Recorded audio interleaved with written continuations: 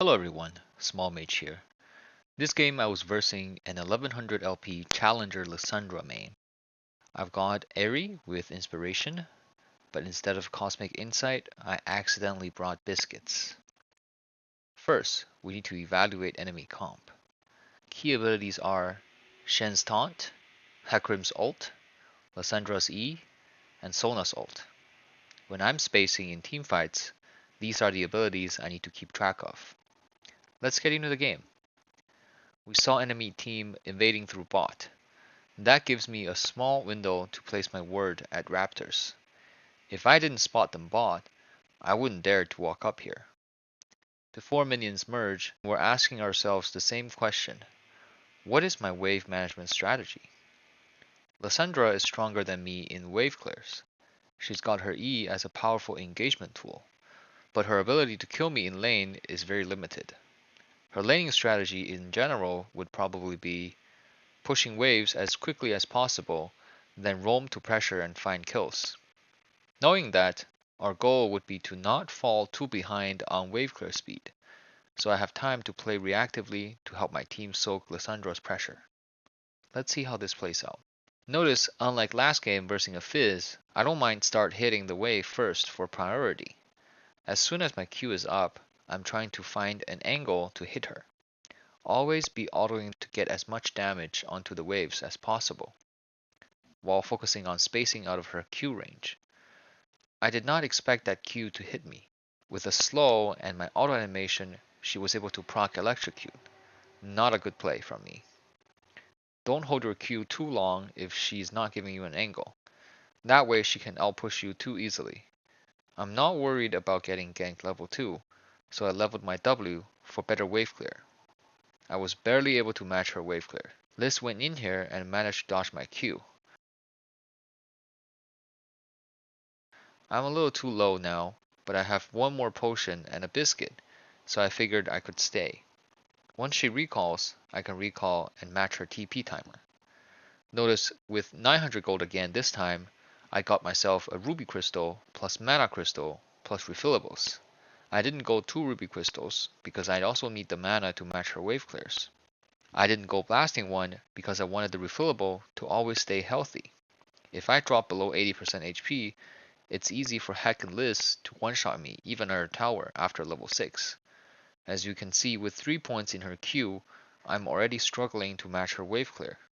She goes missing, nothing I can do, but pinging my team which side she heads. Hover over your team after wave is collected to minimize Liz's pressure. I left the ward in the middle of the bot river so Liz can be spotted if she walks bot. I don't care as much if she walks top. Our Heimer has died 3 times in 6 minutes versing a Shen. Lissandra probably wouldn't bother ganking top anymore. As soon as we see Xin fighting Hecarim in bot jungle, we want to hover ASAP in case he gets collapsed. Clear the pink and finish pushing the wave in. By placing a ward in the middle, I would be able to spot her later if she moves. Now we know Liz just recalled.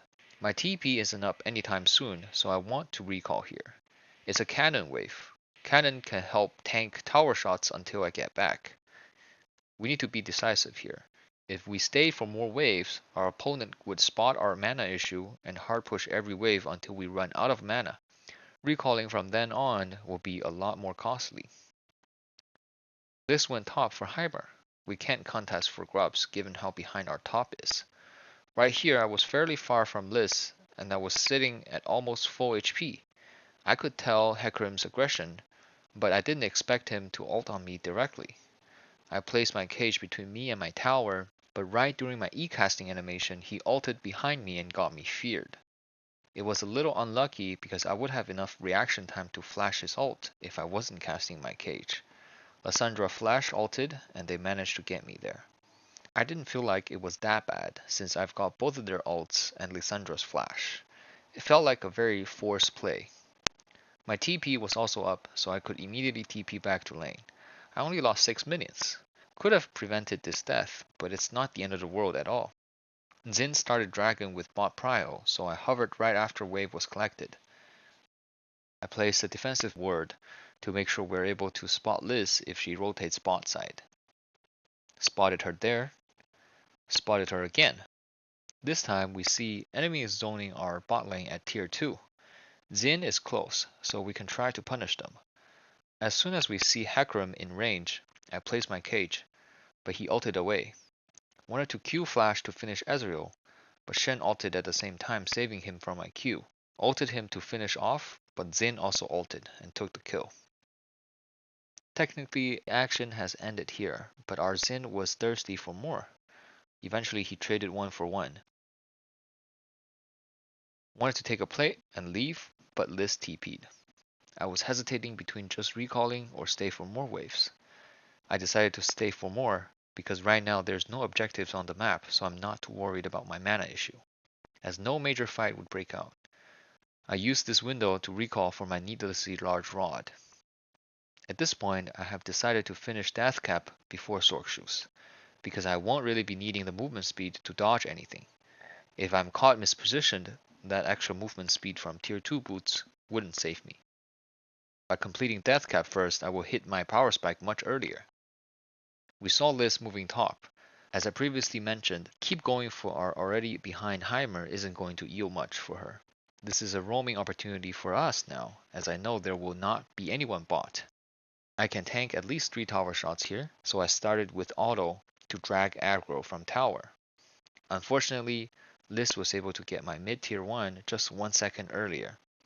But looking back at this play, I was able to make a much larger impact than killing that 0-6 Heimer. Because our bot has gone mid, I chose to TP bot. Dragon's coming up. I wouldn't bother saving TP for Herald, as my top is too behind to contest. I'd rather use TP early, which accelerates my scaling, instead of sitting on it waiting for some random fight to break out. I'm not too worried about my positioning here, because we see Liz at Raptors. After pushing the wave out, immediately start moving towards mid to see if anything could be done. Notice how my bot lane has now moved top. I know I can collect mid wave here. Heimer TP'd bot to match Liz. I was going to recall here, but seeing Ezreal in our jungle, I wanted to move immediately. Xin flashed and knocked up Hecarim. He was hoping I could get in range and trap Hecarim into bursting him, but he didn't consider Shin ult. I had to place my cage to save him. Sona solo ulted me, but her team can't really follow up. I thought we would be disengaging, but Xin went back in. Really wanted to ult Hecarim here, but he's too fast. I didn't account for Xin's ult, which got Shen too close to me. He taunted me, and because he's very far ahead, he put out a lot more damage than I expected. Hecarim has a great ult angle and ulted into our team. I can't do anything but going down here, so I threw my ult onto him before dying. We ended up trading 1 for 3. I remember typing to my team we need more time to scale before winning these fights. Enemy team lacks damage later into the game, so we needed to be more patient.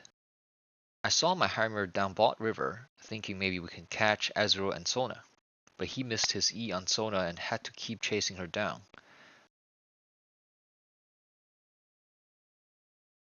For some reason, my Xin thought I could easily kill this Hecarim here and turned to Lissandra.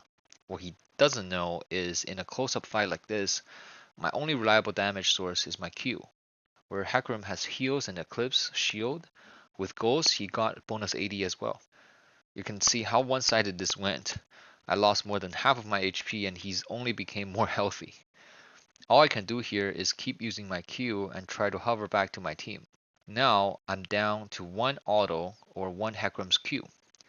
With W up and flash up, I had a play in my mind. He wants to get me very badly, so it's more likely I can hit my W by predicting his path. Right after I cast W, I would flash away to dodge his Q and ult to finish him off.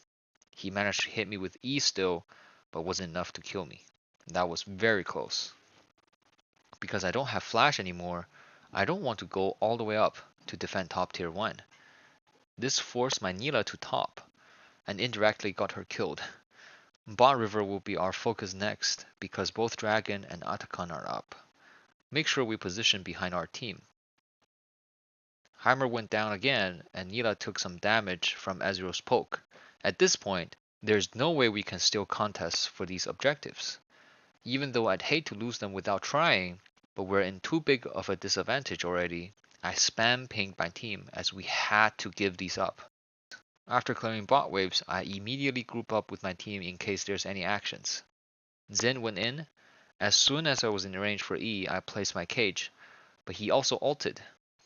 Shen ulted, Flash taunted me, and Hecarim ulted onto me as well. I still went down with Zillion's ult. I wouldn't blame myself for this death. After I died, enemy is comfortable taking Atakan. I cleared bot wave and saw Hecarim and Sona in our top jungle. I had TP up, but there was nothing for me to TP to. Without Shen's ult, 4v4, my team was able to kill 3 of them. Many of you might be curious, how did that happen? Even though enemy team seems to be ahead, a lot of the gold lead was from Shen. The rest of their team isn't that ahead. Although Heimer was 0-10, he still got 2 damage items completed. By waiting patiently in top tribush with his turrets, he was able to pump out a lot of damage. Besides Shen, no one is tanky enough to soak that damage. Not to mention we have Zillion ult for Resurrects to soak their first round of damage. So overall, this was a poor macro decision made by the enemy team. Their tempo should have based strictly on Shen's ult timer. Ezreal glanced too early, but that tenacity buff saved him. Anyway, Baron is in our hands. I needed some gold for Void Staff, so I took blue from Zin. Notice I still don't have my Sork Shoes, but I was able to complete my 3 core items in 26 minutes with just 2 kills. Seeing actions about to break out, I was not going to bother saving my TP, as vision setup is very important prior to contesting for objectives. As soon as I see Shen, I caged him hoping I could pump out some damage, but he was way too tanky with Force of Nature. I'm staying close up with my Zin so I don't miss out on any potential opportunities to catch mispositioned enemy. With Flash up, I'm not too worried about my own safety. Plus, we have Zillion's ult. Before we lost Hecarim's vision, we saw him moving up, so I put down my cage predicting his path. Without vision on me, he was caught stunned, and I was able to burst him in just 1 rotation. This wouldn't have been possible if I went Sork Shoes. Hecarim was out, so supposedly we can't lose the fight here. But my Zillion was too busy throwing out Qs, he didn't get close enough to Zin for ult. Fight still went one-sided as Zin ate all of their abilities. We won the fight 1-for-4 without Zillion's ult. At this point, our team has scaled enough that it is very difficult for enemy to come back. Hecarim dropped here to Heimer for whatever reason. We got Lissandra stunned with Zin slow, eliminated her with only Q and W. She did not have a chance to ult herself. All we were trying to do here is dragging the rest of their team mid, while Nila and Heimer push sides. For some reason Ezreal dashed in. Just my ult is enough to secure this kill. It hit for a little over 1000 damage. Now, game has officially entered garbage time. We got Baron again, and they FF'd. To sum up for this video, a typical Veigar game might look a lot more like this one in higher elo, where it is very difficult for you to always survive under enemy pressure. But make sure you are not giving easy kills. Dying is not as terrible as you might think, if enemy team allocate too much resources while yielding only a little. If you only take away one thing from this video, against comps that you don't necessarily need that extra movement speed, build your core items first.